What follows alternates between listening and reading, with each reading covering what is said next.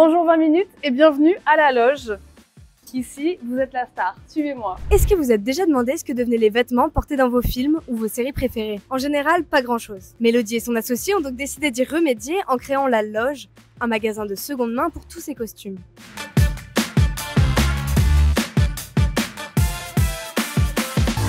Alors ici, c'est une boutique de seconde main où tous les vêtements sont issus de productions audiovisuelles, films, séries télé, publicités, clips, productions YouTube, on va même jusque là. Et donc ici, vous pouvez retrouver des vêtements qui ont déjà été portés, mais qui sont relativement en parfait état et sur lesquels vous pouvez retrouver une étiquette avec la provenance de l'œuvre. Donc c'est à la fois écolo et ludique. Et ça, c'est super parce que c'est des vêtements qui, au lieu de croupir dans des stocks, à ne pas servir, finissent ici et ont une seconde vie, et ça c'est génial. Donc il y a un gros travail de conditionnement pour surtout pas mélanger les projets les uns avec les autres et pour ne pas non plus mettre en rayon les projets qui ne sont pas encore sortis. Car pour ne pas spoiler les œuvres, on s'engage auprès des productions à ne pas vendre les vêtements tant que le projet n'est pas sorti. Et en général, sur ce portant central, c'est un petit peu le highlight, on met en avant la sortie du jour. Donc si par exemple on a les costumes qui sortent, comme des films qui est sorti il y a 2 semaines, on le met totalement en highlight pour que les gens puissent vraiment, pourquoi pas en sortant du cinéma, venir retrouver les costumes qu'ils ont vus sur le grand écran. Il nous reste quelques robes à paillettes comme des riches. Donc on est très summer, hein. On est très bord de plage, voilà, on est très sequin. Évidemment, on est très contente quand on contacte une production et qu'elle nous dit « moi je donne », c'est arrivé plein de fois, on fait « c'est génial ».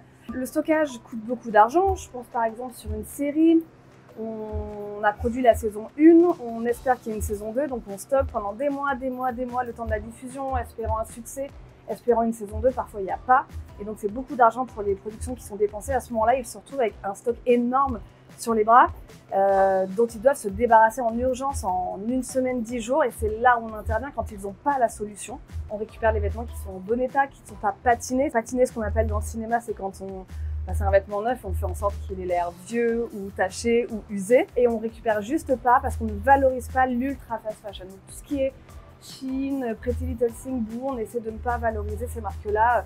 Le but, c'est un peu que les productions ne les achètent plus du tout. Voilà, c'est mon petit message à moi. Je sais que du coup, on aurait tendance à se dire que c'est que des 36-38. Alors pas forcément, vraiment déjà on récupère des vêtements entre du 32 jusqu'au 5XL. Vraiment, je collecte toutes ces tailles-là. Maintenant, c'est vrai que comme dans le quotidien, les proportions 36-42 sont les vêtements les plus fréquents. Pour essayer de pallier à ça, j'ai rajouté dans le magasin ma sélection. Donc on peut retrouver sur les étiquettes la sélection de Mélo Coco. Et je prends soin, moi, de chiner personnellement des pièces que je trouve chouettes, soit dans des toutes petites tailles, soit dans des grandes tailles. Le but étant de rendre le magasin le plus inclusif possible et que tout le monde puisse trouver quelque chose. Je pense qu'on peut aller vers le fond. Ah, celle-là, c'est rigolo. Ça, c'est une petite robe de la série Derby Girl qu'on a. Et en fait, on l'a eu en 6 exemplaires et en 6 tailles différentes. Donc vraiment, on a l'impression qu'on devient un magasin, un commerce classique. C'est-à-dire qu'on l'avait mis en vitrine un jour et les gens rentraient en disant « j'adore cette robe ». Et vraiment, on était là « eh bien, je l'ai en plein taille, quelle est la vôtre ?» Donc ça, c'est assez rigolo. Et dans le fond, c'est un peu plus feutré, donc on peut retrouver les rideaux de théâtre rouge, les fauteuils de cinéma qui proviennent du cinéma Lincoln. Ils ont changé leur fauteuil et sur le Bon Coin, j'ai réussi à choper 2 paires comme ça. Et je trouve ça génial de continuer la seconde main jusqu'au bout dans le cinéma en réutilisant des fauteuils, quoi. Et même dans les cabines, voilà, on a eu la volonté de rappeler vraiment le côté loge d'artistes avec les glaces make-up, avec les grosses lumières comme ça.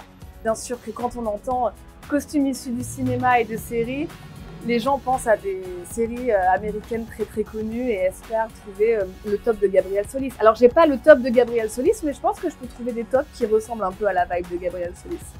Pour le moment, on est en lien avec les productions françaises et on essaie de travailler avec les productions américaines qui se tournent en France. Je pense par exemple à Emily in Paris ou même des épisodes de séries très connus, qu'il y a toujours des épisodes qui se tournent en France avec des productions françaises.